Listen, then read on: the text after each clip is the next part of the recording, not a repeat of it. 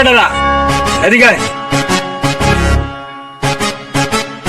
ঠিকঠাক মতো আগাছা পরিষ্কার করিস।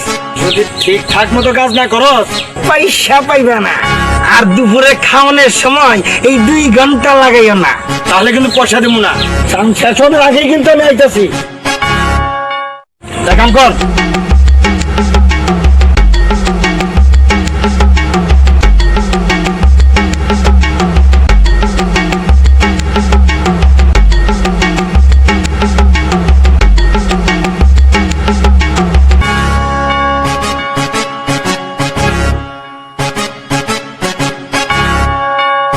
তোমরা সব অকর্মার ঢেকি, আমরা কাম করছে কি?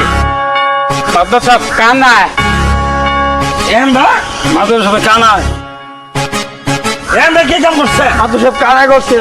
সব কানাই করছে, তোমরা করছে কি? কত যেই যেরকম কাম করছ এইরকমই পয়সা পাইবা। চলো এই চলো কানা চলো।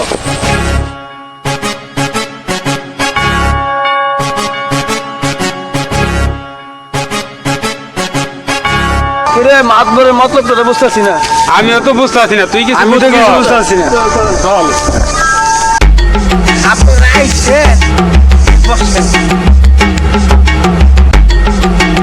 যেই যেরকম কাম করছেন ওই রকম পয়সা হিসাব করে বুঝে নেন।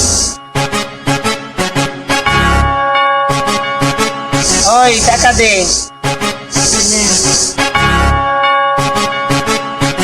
এই লোন আপনি নেন 10 টাকা। টাকা দে। এই লোন আপনি নেন 10 টাকা। টাকা দে। আপনি নেন 10 টাকা। কানারাই দিলাম 1,30,000 টাকা।